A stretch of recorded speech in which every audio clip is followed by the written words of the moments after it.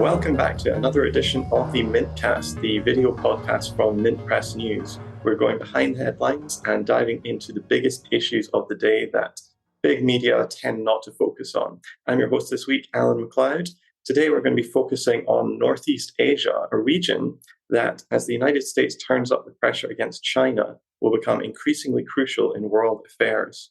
Here in the West, we're often presented a simplistic view of the region with model democracies such as Japan and South Korea vying against cartoonishly evil bad guys like China and North Korea. But how accurate is that picture really? Joining the show today is investigative reporter Tim Shorrock. Tim knows the region extremely well, having grown up in Japan and covered Korean politics since the 1970s. You can find his work at The Nation and at his own website, timshorrock.com. But before we get into it, if you like the show and want to see it grow, please do consider supporting us financially on Patreon. There will be a link in the description of whatever you're watching or listening to this. And if you're not in a position to help financially, you can still help us by liking and sharing this content with your friends and colleagues. So without further ado, welcome to the show, Tim. Thank you very much. It's a pleasure to have you on the show for the first time. Let's start off with Japan, I guess. I think there are two pictures of Japanese society that are often painted.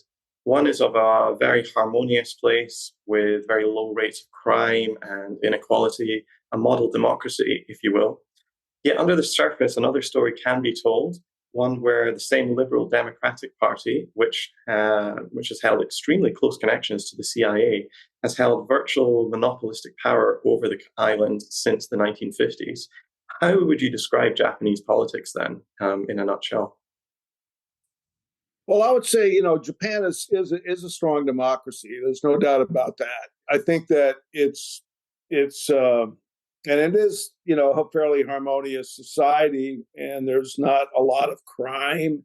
But beneath the surface, there's a lot of tension and a lot of problems and issues that affect people.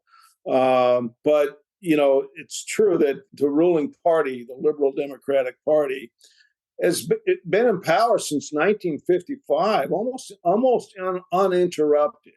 And in periods when it's lost elections and it's been out of power to, more progressive forces, the U.S. has really, put the pressure on those progressive governments to, not oppose U.S. policy and to sort of keep the status quo. And they've been very effective at pressuring them. The problem is Japan, since during the Korean War, the U.S. forced a peace treaty on them. That was part of a security treaty that was also signed the same day at the peace treaty, 1951. And that essentially kept U.S. forces in Japan forever. And so the U.S. has had, major bases all over Japan, and, 70% of them are on this islands of Okinawa, which take up 0.5% of the land in Japan. So it's a huge amount of bases in Okinawa. And, these are the most important bases the U.S. has in the Far East. Kadena Air Force Base, Futenma Marine Air Corps Base, and there's many other bases all around. And the U.S. is continually building these bases. And that's where there is no democracy. In Okinawa, the people have opposed the bases, opposed expansion of the bases. And the LDP has basically, tried to buy out the people with massive public spending and to tap down any opposition to the bases. But the opposition is still very strong. Another aspect of the U.S.-Japan military alliance is that the U.S. military has almost uninterrupted control of Japanese skies. It's pretty astonishing when you think about it, because on a regular basis, American military helicopters fly low over Tokyo and other cities, and no other Japanese aircraft, even military aircraft, can't do that. And so it's a democracy And it's I would say that it's moved from being very, when I was growing up there in the 50s and 60s, people really rose up. So all aspects of the society were opposed to the U.S.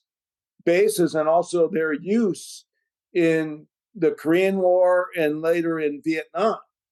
And there was a very strong and powerful left until the mid 70s, I would say. But even beyond that, the Socialist Party of Japan was part of the electoral. Had a major number of seats in the Diet in the National Assembly or Parliament there for many years. The opposition has kind of diminished in recent years, but it's really changed from a very kind of radical anti a population that was not anti-American but against the U.S. bases and the use of Japan in its wars. To today, a kind of quiet acceptance of this, and because the American bases are mostly in Okinawa, it allows Japanese to kind of forget about the large number of American soldiers that are there. I mean, it's important for people to know that the combination of soldiers, U.S. military in Japan and South Korea and Okinawa is more than half of all American soldiers stationed overseas. So this is a very big base for the U.S. But what I learned from reporting there, particularly, just being there as a kid and then and reporting out of there in the 80s and 90s, when I did most of my reporting out of Japan, is that when the movement there began to concentrate on other issues other than the U.S. military and the wars in Korea and Vietnam. I should back up a little bit because, in 1960, there was a huge movement against the re-signing of the U.S.-Japan Security Treaty that had been signed in 1951. And then in 1970, there was another massive movement, huge demonstrations in 69 and 70 against the U.S. bases. But the Japanese government and ruling class in those second series of demonstrations in 1970, what they did was they sort of depopulated Tokyo, the part where the government was and where all the government offices were, right? They just shut the whole thing down.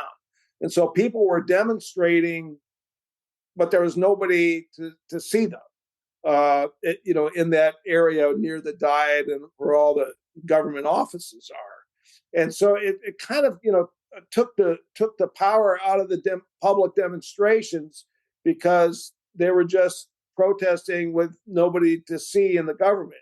They couldn't really. The government wasn't redressing their grievances, in other words, and people kind of learned a lesson from all of that, and they weren't able to stop the treaty. And people began to organize on sort of a local level, like opposing the building of nuclear power plants or trying to stop the rapid, so much industrialization that the environment was really being damaged.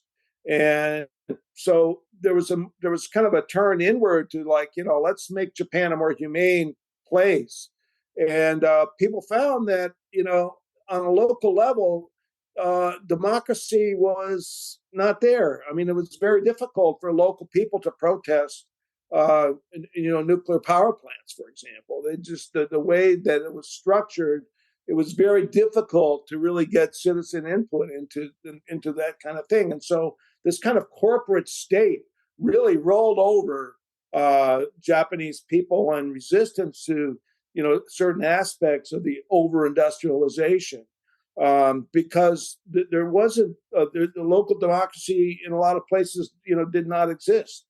So it's a real mixed bag when you talk about democracy. But I think that the LDP was also able to kind of buy off rural areas there was a land reform in Japan where tenant farmers got land from landowners, and it was fairly effective in shutting down rural protests at the time. But because Japan really protected its rice culture and protected it from outside imports, that rural areas became the subject of a lot of huge amounts of spending by the Liberal Democratic Party, and so they would build these huge projects, all kinds of projects in areas outside of the big cities, and sort of citizens would would vote for the LDP because they're the ones bringing in all this money and bringing in all this development. But until about the 1990s, Japan was able to spend money on economic development, building high-speed trains that we don't have, from the mid 60s on, because they weren't spending huge amounts on the military. They were not building a large standing military, and that began to change in the 1990s. And now they're spending record amounts on building up their military. Yeah, I mean, I guess this question of bases and the Japanese military, like so many things, it goes back to World War II, doesn't it? Of course, the United States defeated and then occupied Japan militarily from 1945, and it's never left. Recent reports say there are over 50,000 US troops stationed across more than 120 bases in Japan. As you said, the most controversial of these are in Okinawa, which, we've seen decades and decades of struggle and even national resistance against these bases. And yet the government in Tokyo still refuses to act despite the public opposition to the US presence.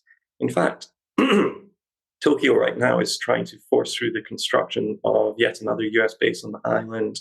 And it was also trying to turn Japan into a major service hub for the repair of US warships. Not only that, you alluded to the fact that under US pressure, Japan is really moving away from its long-standing pacifist foreign policy. Presumably, this is in order to tool up for a US-led war against China in the near future. So after really thinking about all this, I'm led to believe, I'm starting to think, the question comes up that how sovereign a country is Japan if its government puts its wishes of the US military above its own people? And how much does the US really still affect Japanese politics and society and the economy to this day? It's difficult to call a country sovereign when another country's military has control of its airspace. But the United States has been, I mean, don't get me wrong. I mean, the first couple of years of the U.S. occupation were very positive. I mean, Japan was a fascist imperial dictatorship, and the occupation, they made major changes, and a democratic revolution took place. Women got the right to vote. Labor unions were free to organize.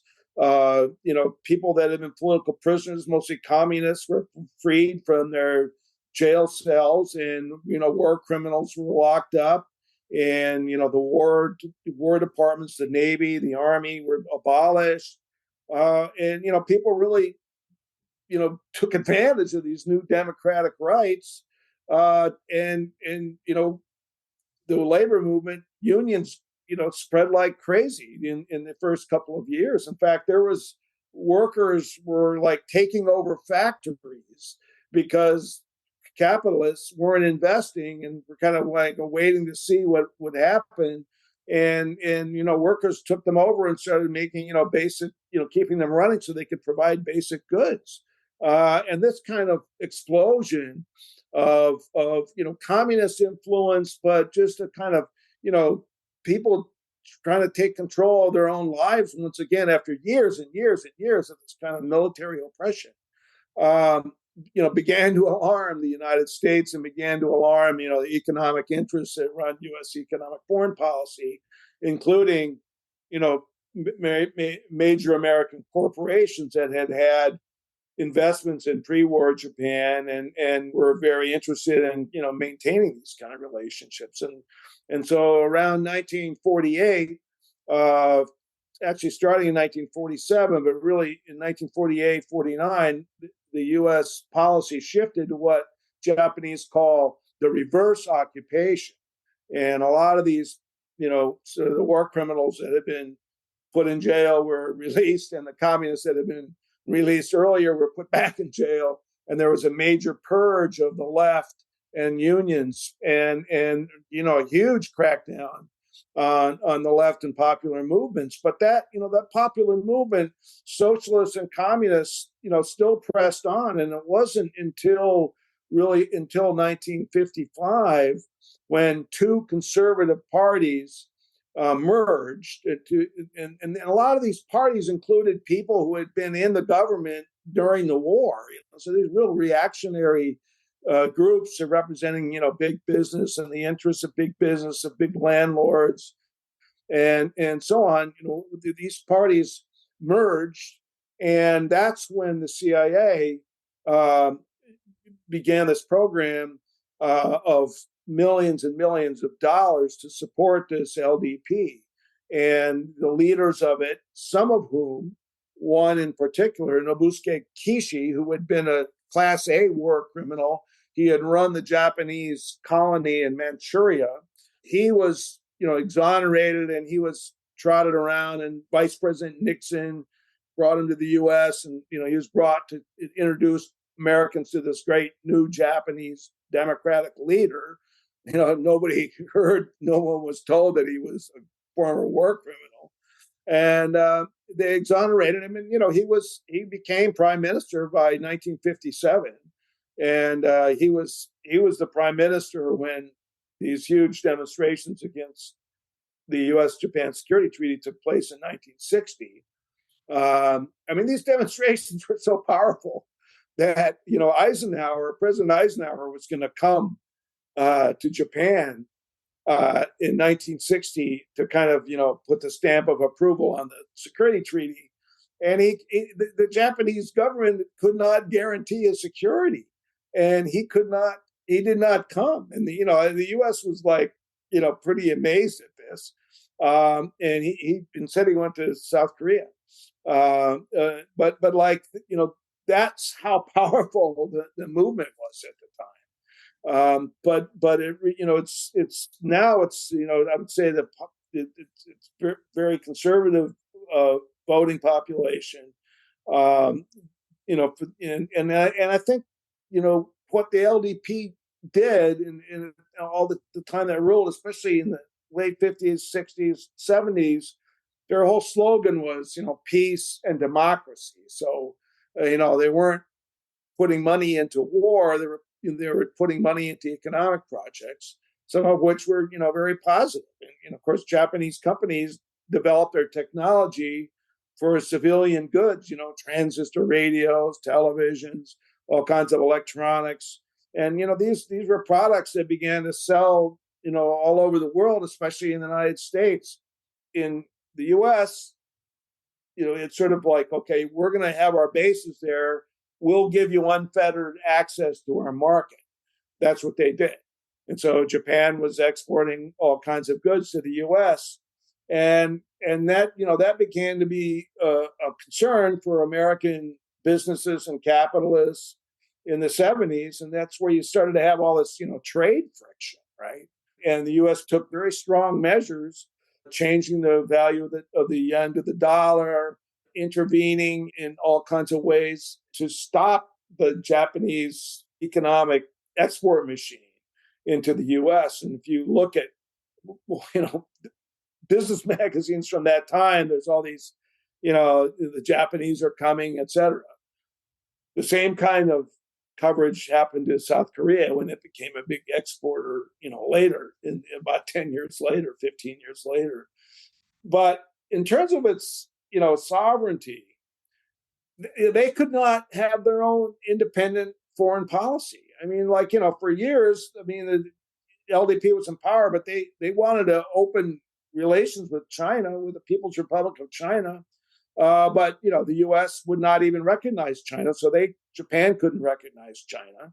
And then one of the big changes happened, of course, when Nixon, um, went to China and met with Mao Zedong and opened relations with China and recognized China and de-recognized Taiwan. And there's the guy who was the prime minister of Japan at the time, Sato, who was the brother of Kishi. Uh, Apparently, he wept because Nixon gave him like 1 hour's notice of this massive change in Cold War policy, right? And the Japanese, were just left. They couldn't take this by themselves, and so suddenly, Nixon just turned it upside down for them. So then they, of course, began to invest really heavily in China, and they followed the U.S. lead. But they're the most loyal pro-American subservient government, I think, in the world. The LDP. I mean, the U.S. they'll do anything to satisfy the U.S. need for military bases and hegemony in the area, and it's kind of pathetic to see. I mean, what's going on in Okinawa is, the LDP is, they're the ones building the new U.S. Marine base in Henoko, where there's been all these protests. Even in the last few days, people are protesting there, trying to stop the construction of this new base. The LDP just pours in millions and millions and millions of dollars, buys off all the local people, and fishermen in that area, instead of fishing and being fishing people, they're paid to use their boats to patrol, become security patrols and work for the contractors that are digging, that are making this new military base. So they've just, have done this to buy off the Okinawan people. And, after a while, 78 years of being occupied in Okinawa, that's a pretty long time. And, when I was there in April, I was lucky enough I had an interview with the vice governor of Okinawa, and he asked me, are American troops going to be here for a century?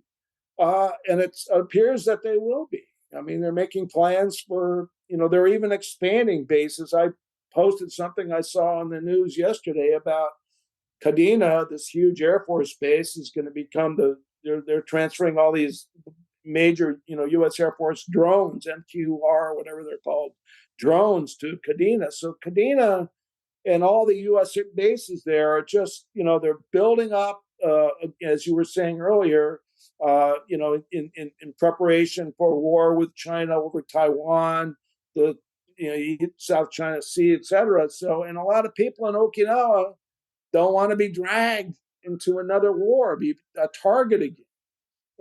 And when we are concerned about the occupation, Israel's occupation in the West Bank and their oppression of the people of Gaza, we have to think to ourselves, like, we Americans have occupied these islands since World War II, and there is no LDP does our dirty work for the U.S. military to keep it that way, and it's totally undemocratic.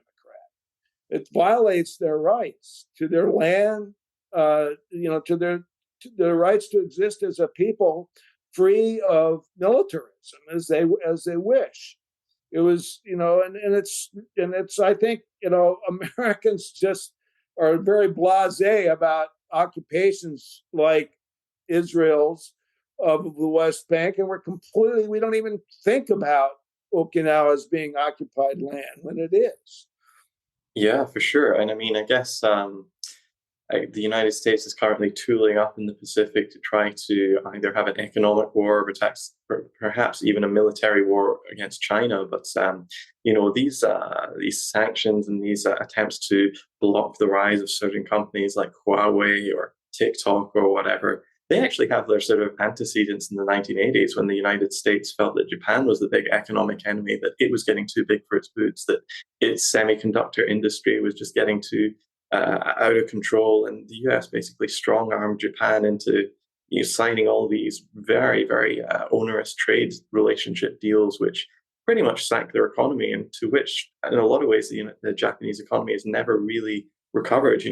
We think of Right. China as the workshop of the world, but in the 1980s, people thought of Japan as the workshop of the world, with companies like Sony or Panasonic or Toshiba or Hitachi or whoever, these household names that were in all American and all Westerners' houses, outcompeting American goods, outcompeting European goods, and the game of capitalism was the music stopped, and they said we're changing the rules to make sure Japan wouldn't end up on the top forever. And I think something similar is happening with China right now, whereby it has managed to really lift itself up, technologically speaking, to the point where it's now a threat to the US dominance of the global system. And that's one of the main underlying reasons why we're seeing so much talk about Taiwan, about Hong Kong, or Tibet, or Xinjiang, or whatever with regards to China, is really this underlying US worry that it's not going to be the top dog economically for too long. But Right. But the difference is, Japan is not Japan is an ally of the U.S. and China is an enemy. But Japan had to be controlled because its economic strength and its technology was threatening American capital and American business, and so as you were saying, like the '90s, there was the famous Plaza Accords when they, that had a lot to do with also the value of the yen to the dollar, so making Japanese exports more expensive in the U.S. market, and other steps that they took really, took a lot of that economic power away from Japan, these civilian industries. And at the same time, simultaneously around the 1990s, that's when the Pentagon and its lackey think tanks here, like Center for Strategic and International Studies, CSIS, Committee on Foreign Relations, et cetera, they're the ones who really began to put the pressure on Japan to start rearming again and build up its military into what they called a normal nation. And this pressure really intensified with the collapse of the Soviet Union, and the U.S. sort of wanted to have a more of a power sharing deal with Japan, where they would build up their military not independently, not as an independent state, but under the control of the United States. yeah, And that's what's happened. And gradually, this peace constitution, which was basically imposed by the U.S. occupation, but it was very much supported by the Japanese people. I mean, it was the conservatives who in Japan and the people who had been in the government during the war, who didn't want this peace constitution banning Japanese forces from fighting overseas ever again and making war ever again. That was something that was really, the Japanese people embraced that, that whole concept, and they still do. There's still strong support for this peace constitution, but in the last 20 years, it's been greatly eroded by different laws that have been pushed through by the LDP, such as last December, they gave Japanese self-defense forces, which is their military, the right to attack enemy bases for the first time since World War II. And this was something that was really, favored by the U.S. because they want to have, they want Japanese forces to be able to, fight with them in case if there's a war in Taiwan or there's a war in Korea. They want to be able to utilize Japan's military for that, and they already have, of course. South Korean military yeah, is very close to the U.S. And in fact, during times of war, a U.S. general commands the South Korean military, entire military. That's under the joint command they have. And now, this latest trilateral alliance that Biden announced at Camp David a few weeks ago, the Japanese, South Korean, and U.S. militaries are being, you know, combined much more than ever before, and they're hoping that this will last. And so it's a kind of alliance, of the three powers, but it's also very good for the military contractors, especially the U.S. companies that supply weapons like Aegis ships, destroyers, because they have a much bigger market if they combine, Japan, South Korea, and the United States. This is already it's been happening for quite some time, but that's the ultimate result. And both of these, this alliance, it's pushed by the U.S. It's not something that's been demanded by the South Korean people or the Japanese people. It's something that they were finally able to get through with Korea with an election of extreme right-wing pro-Japanese president who signed an agreement with Japan on the past, on Japanese war crimes during World War II, that basically exonerated Japan. They don't have to pay any reparations and said it's all borne by South Korea.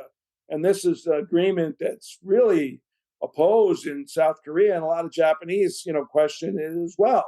But this is what Biden and Blinken think is, a fabulous example of diplomacy, because it supports the U.S., strategic goals. So it's these are countries that, like I said, I respect the democracies of both South Korea and Japan. And I think in some ways, South Korea, in some ways can be seen as even has a very strong democracy. After all, this is a country where they have, put on trial four former presidents, and they've been convicted and spent time in jail, for crimes against their people in Korea. So, they're able to, bring their leaders to justice that committed crimes that were, convicted of corruption, or in the case of, two generals, murder and treason for,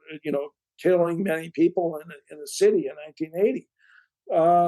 So they've been able to, have a justice system that does bring justice to people that have all the power, which we certainly don't see here. Sure. Yeah, I wanted to talk to you about Korea. Of course, it does have this reputation as being the good Korea, South Korea, and facing a very undemocratic, authoritarian North, bad Korea. But actually, for much of its history, the South was ruled by pro-US military dictatorships. And I know you've written about this, about the legacy of the dictatorship and how that period still affects us today. One thing you were writing about relatively recently was this Cold War era law, the National Security Law, which was used against communists and the left more generally to really radically suppress these groups in Korea and any opposition to the dictatorship.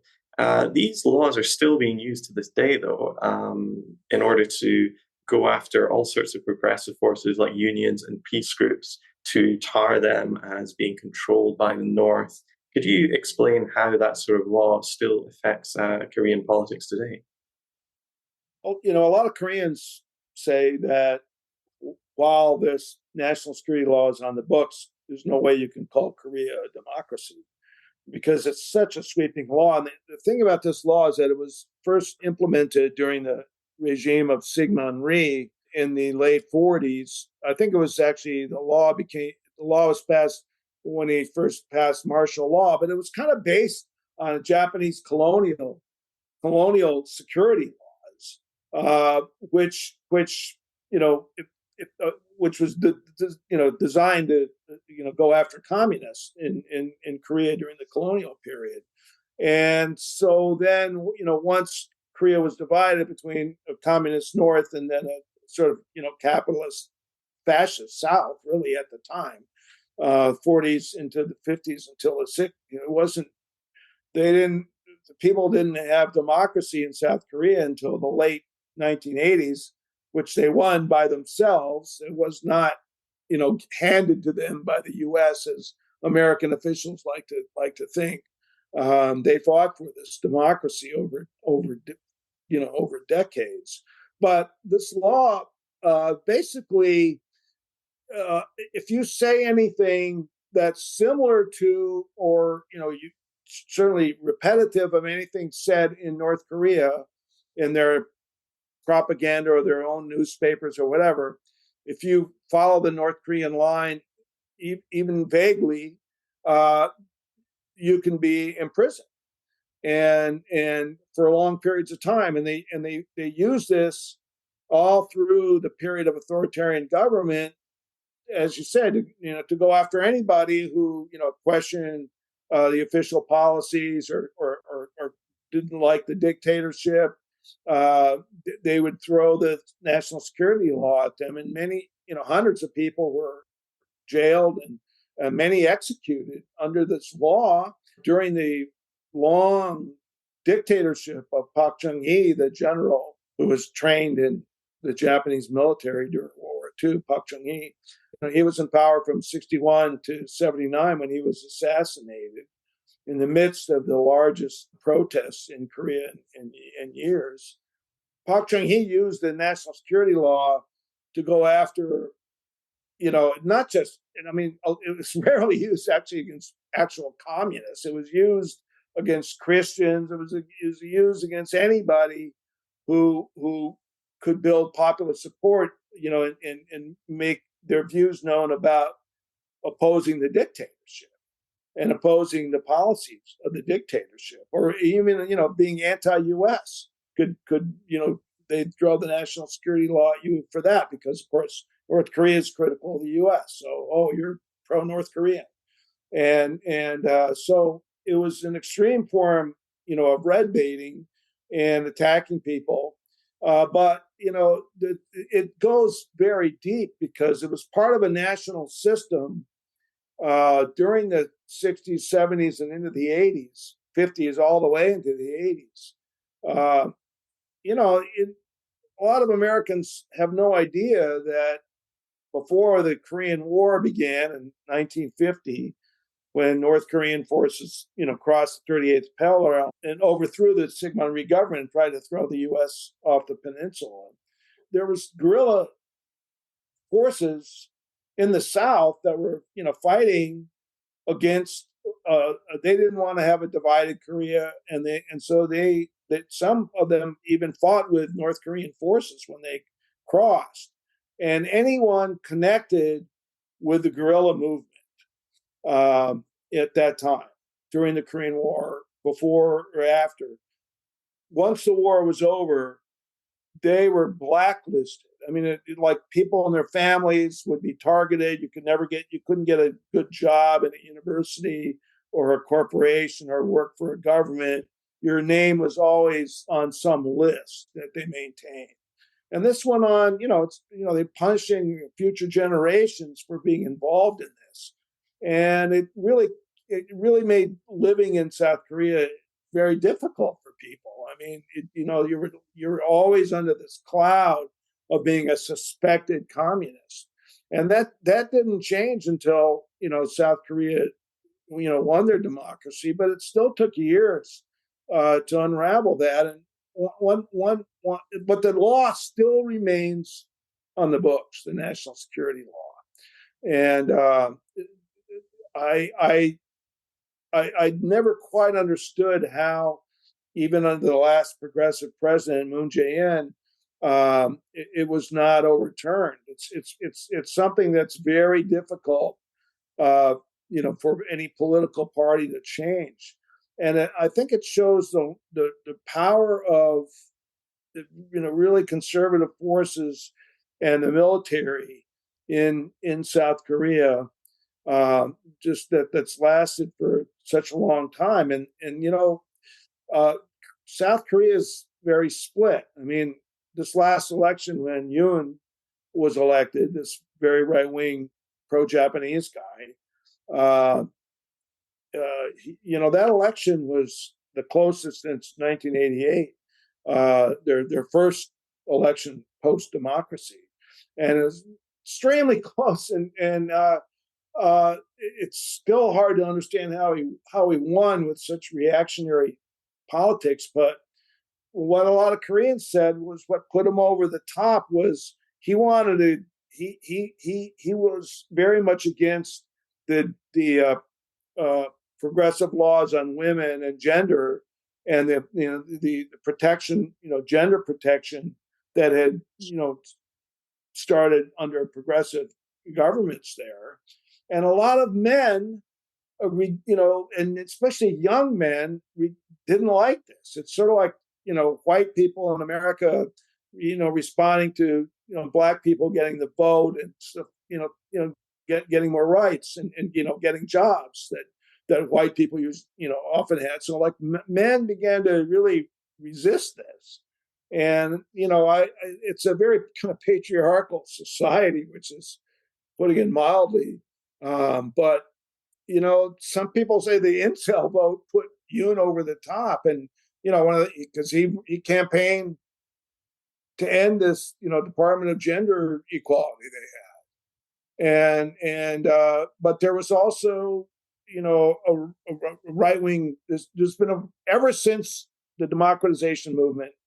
The spark for it was the uprising in Gwangju in 1980, when people actually took up guns to fight the Korean military that was massacring the citizens in the streets.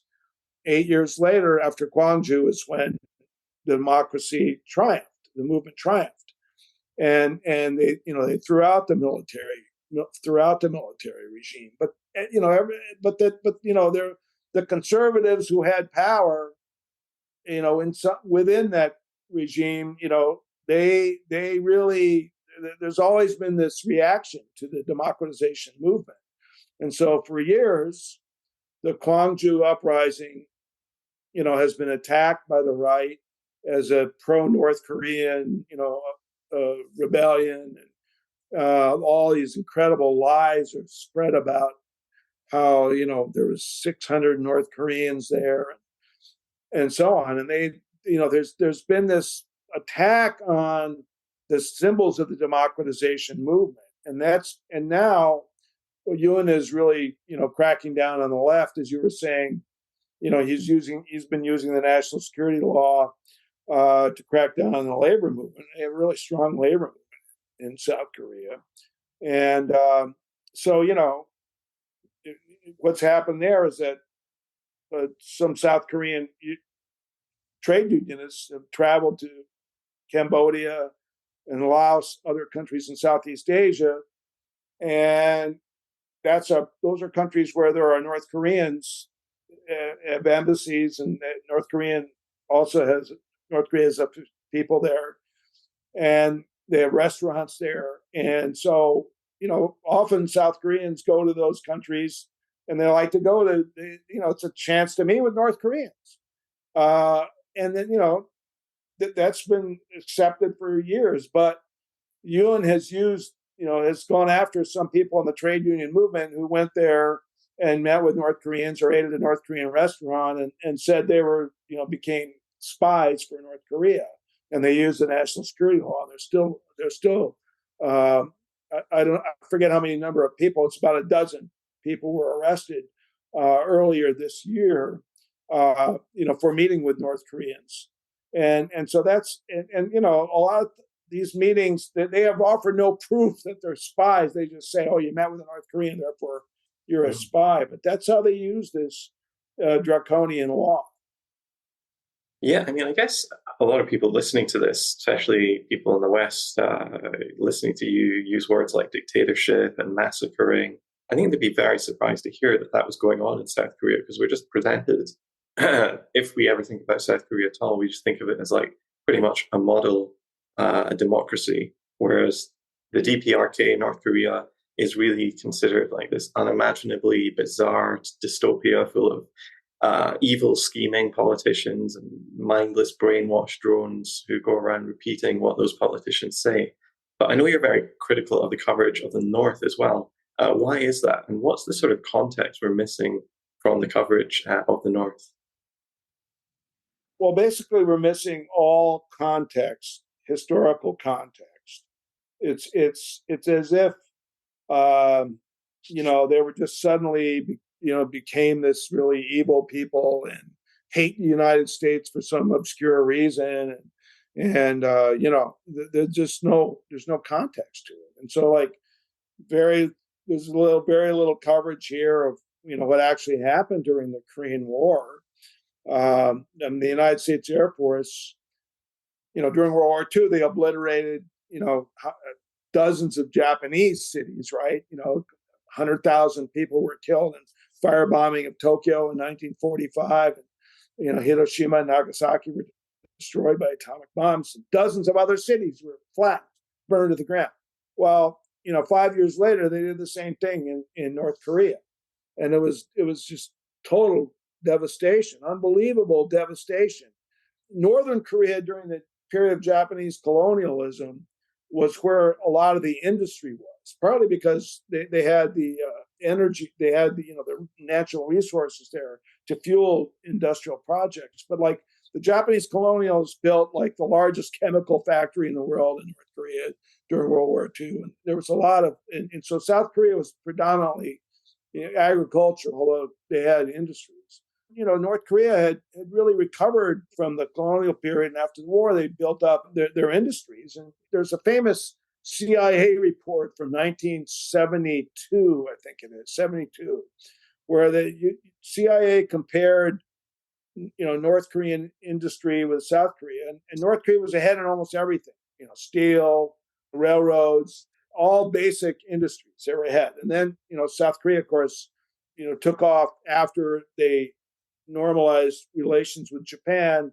Japan provided, hundreds of millions of dollars in loans and investments to build the first phase of the South Korean export industries that became very, very powerful, by the 80s and 90s. But, North Korea until 1972, was doing very well economically. And it kind of had a kind of independence. They had close relations with China and the Soviet Union, of course, but they didn't become part of the Soviet sphere in terms of its common market or the Chinese. They always kind of kept a certain amount of independence from both of those great powers, and that they wanted to keep their independence because independence is a big deal for Korea. And then North Korea. It was a very centralized kind of economic structure like you have in a lot of state socialist communist states, centralized power. But they also depended for many years on low cost subsidized oil from the Soviet Union, and they did have a big market in selling their industrial goods to Eastern Europe, to countries like East Germany or Czechoslovakia and so on. When the Soviet Union collapsed and the Berlin Wall came down, and those, there was that whole, the U.S. won the Cold War. North Korea lost a lot of its markets. It also lost its subsidized oil from the Soviet Union. It had its agricultural system was largely based on oil to make their fertilizer, and so there's oil-based, petroleum-based, fertilizer agriculture economy. And when that they lost that oil, then there was a terrible drought that went on for a few years, and basically their agricultural economy collapsed, and a couple million people. There really was very serious starvation in North Korea in the late 1990s. It went on for quite a while, and of course, this was when they began to build their nuclear weapons because the U.S. introduced nuclear weapons into South Korea in the 1950s. And then over with these military alliances, Japan and South Korea. The South Korean military, of course, was very big, very large. and they started building up the Japanese military. And of course, the U.S. has all these, major bases. And so, with the Soviet Union no longer existing, and China growing independently, and China building its own system, North Korea did not have the nuclear umbrella that South Korea has and Japan has, and they really feared U.S. Attempted regime change, because the U.S. policy has always been, still really is, rather than negotiate with North Korea, get rid of its regime. And so they've been under a kind of, they've been in a war mentality for many years, decades, and I think they have a very, very powerful military in North Korea, and the North Korea, it is. It's a very authoritarian state. It's a no doubt it's a dictatorship. Lots of political controls, enormous amount of political controls, but they really fear the power of the U.S. and they've stood up to the U.S. by building nuclear weapons. Now there was a period of decades in the 80s and 90s into the 2000s when they really tried to normalize relations with the U.S. They wanted to have normal ties. They wanted to end the state of war. And there's been attempts when there's been South Korean progressives in power, like Kim Dae-jung, who started his sunshine policy in the late 90s.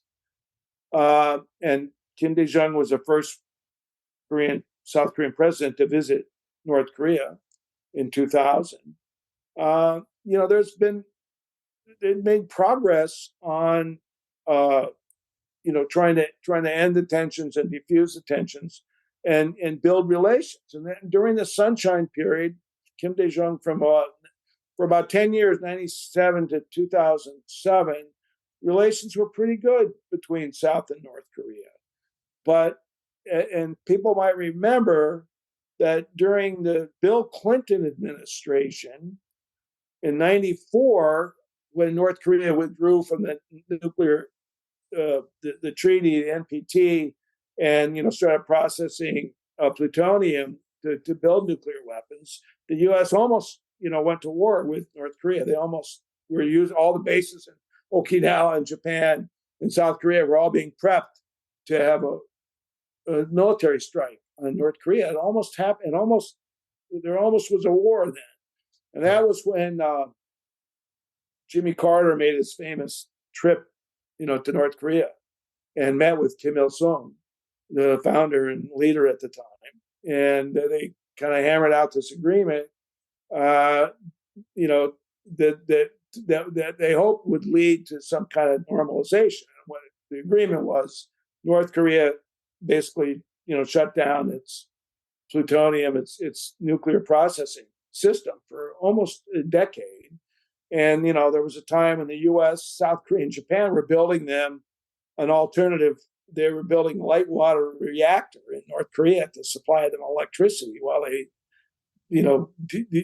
got rid of their Soviet reactors they were able to make plutonium out of. And so there was this period of, developing relations. And at the end of the Clinton administration, they were on the verge of an agreement to end. The North Koreans were ready to sign an agreement to end their missile production, to stop their missile program. And there was the Secretary of State at the time, Albright, was in Pyongyang and met with Kim Jong-il, who was the second North Korean leader, the son of Kim Jong of the first Kim, and they were on the verge of normalizing ties. I mean, the U.S. and North Korea were actually looking at embassies. The U.S. was looking at the old East German embassy in Pyongyang, and North Korea was hoping to of an embassy in Washington. And I think that process would have continued if George Bush had been elected here, because George Bush immediately meeting with Kim Dae-jung, who had started this evolution toward engagement, he just said, we can't trust North Korea, and that's it. We're not going to negotiate anymore. And there went that, and within 3 years, North Korea built their nuclear weapon, right? Yeah, So he put them on the axis of evil list there, right? they put them on the axis of evil, and then they saw the U.S. attacking, invading Iraq for weapons of mass destruction, supposedly, and then they saw the U.S. and NATO taking out Gaddafi in Libya after they had gotten rid of their nuclear weapons under an agreement, negotiated by NATO and the U.S. And then they got rid of them anyway, and they're like, well, even if with an agreement to get rid of our nuclear weapons, it looks like these neocons in the U.S. would attack us anyway. So we're going to go ahead and build these. And then there was when Moon Jae-in was elected president of South Korea in 2017, part of his platform was re-engaging with North Korea. I was in South Korea. I was in Gwangju actually when he was running for president, and he would hold pictures up of Kim Dae-jung and the next president, No Moo-hyun, who succeeded Kim in these engagement policies. And, he was campaigning on this, let's have peace again with North Korea. And, there was a period of time starting in the end of 2017, 2018, there was major, summits between North and South Korea.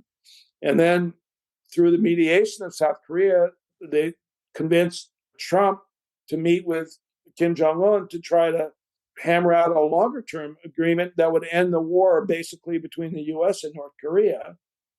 And that was, during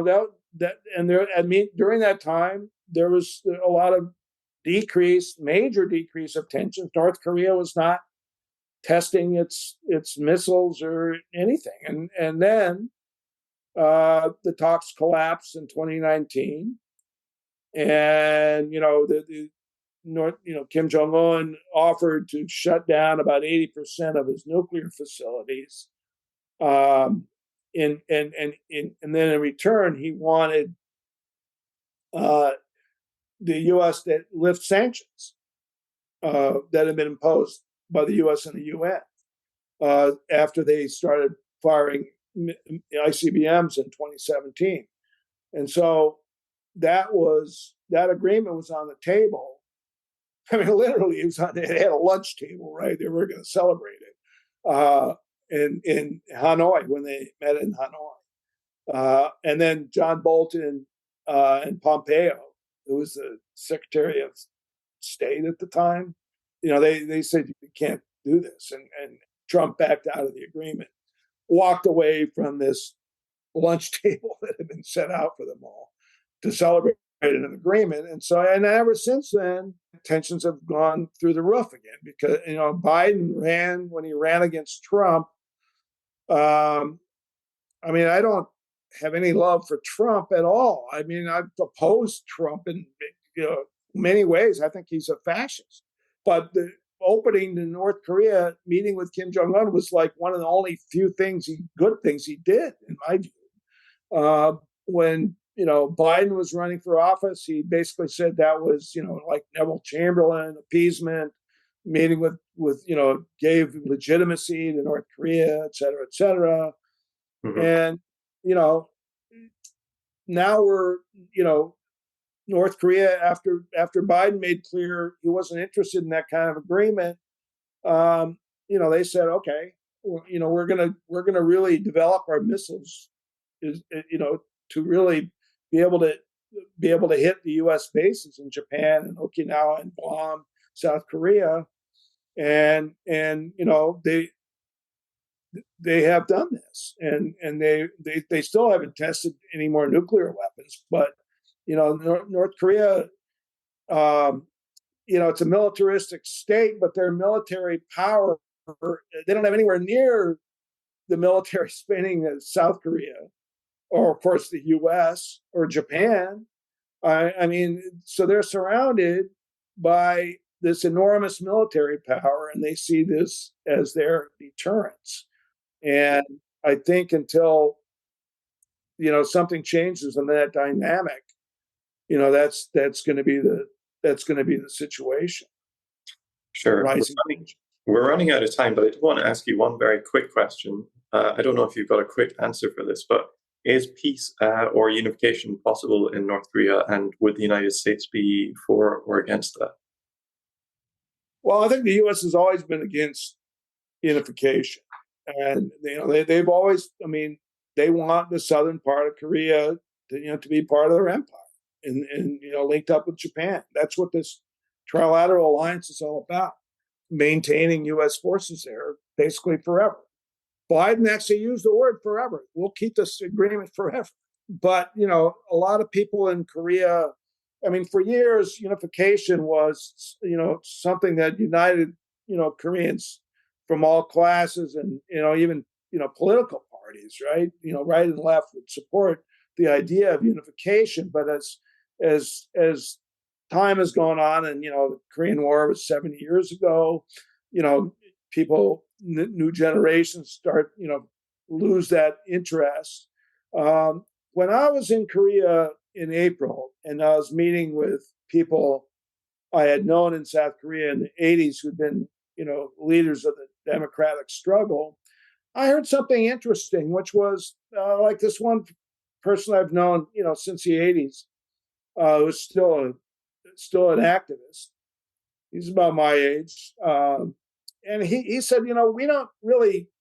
First of all, he said, like, there's no communist in South Korea. It's ridiculous to think that we want a communist takeover. But he also said, we're not interested in like a unified country that's one government, but we want to have freedom. We want a country free of foreign military forces, and we want to be able to be free to go to North Korea and North Koreans to come here. We want to, mix and see our people in the North, not necessarily in one system, but maybe one country that's, two systems, but nevertheless, an independent country that there may be a communist system in the North and a sort of more capitalist system in the South, but they want to be able to not have these military tensions and, be able to travel and be able to meet your families and go hang out with your family if you want to. And so it's a sort of a different approach than, thinking about unification. But I think it's in a way, it's a similar concept to what has been developed by, say, Kim Dae-jung, and also talked about in North Korea, which was, have one state, but it's, two systems, it's sort of independent, states within one country. And I think that's a possibility. But it would take, eventually there would have to be, a country free of foreign troops, and the only foreign troops in Korea are American. There's no foreign forces in North Korea. There haven't been since the mid 50s. Late 50s was when all the Chinese soldiers left. The Soviet forces pulled out even before the Korean War. So, the U.S. has been there this whole time. And until, U.S. strategic views change, and they can say, well, we don't. I mean, what is the reason to have troops in South Korea?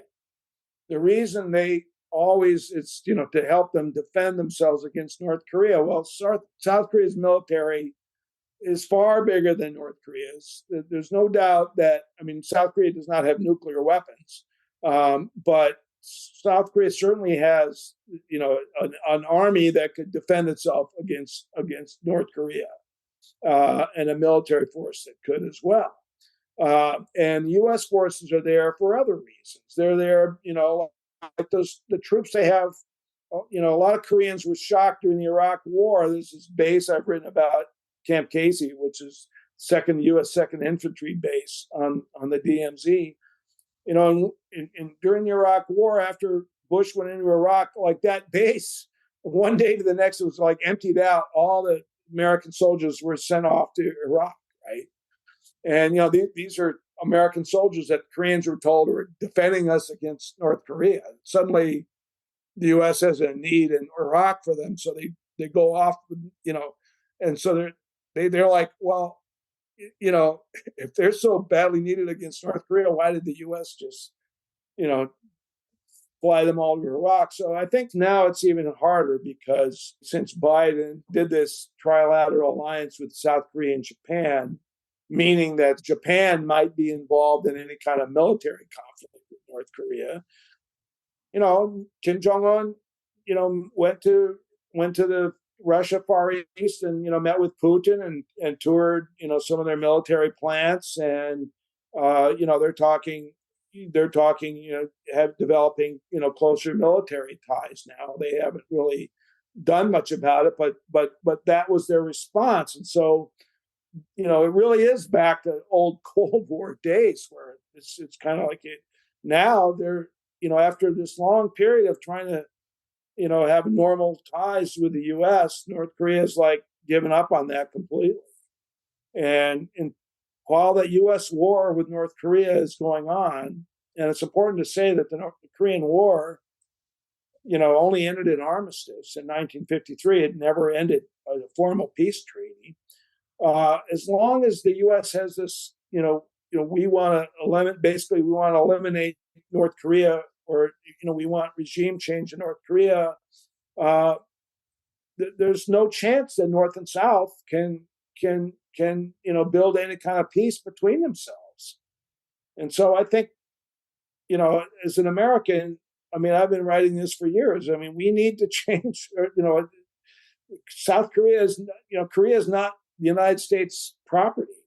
It belongs to Korea, and we've had it. We've used it as our property since the moment the United States military occupied it in the aftermath of World War II. And I think while they do have, they have developed their own dynamic democracies internally, both of them, South Korea and Japan. There's this issue of U.S. control and U.S. involvement in their politics, which constrains their, as we were talking before, their sovereignty. And I think that's the barrier to any kind of peaceful solution of the situation in Northeast Asia. We have to change. The United States has to change, and that's a longer question. But we love our military power, and the U.S. is militaristic, hegemonic power in that area, and has been since the end of World War II. Yeah, no matter what region of the world you look to, it always seems that the United States is there poking its nose in. We've been speaking with Tim Short today, the investigative journalist and writer. Tim, my very last question for you is where can people follow your work and writing? Best place is timshorrock.com, Tim, SHORROCK. You can find my website very easily. And I have a lot of, not only, I post stuff occasionally there, news stories and analysis, but I have lots of documents up there I have stories up there, my basically 40 years of journalism, 45 years of journalism. And I have lots of the documents I've obtained from under Freedom of Information Act and other ways that are posted up there. And I try to keep posting new ones too. But that's the best place. That's great. Okay, if you've listened long enough here, I'll give a quick plug for our Patreon. If you are in a financial position to support us, head over to patreon.com and support us there. If you're not, you can still help us by liking this stream and sharing it with your friends. Okay, until next week, this has been another edition of the Midcast. I'm Alan McLeod. See you next time.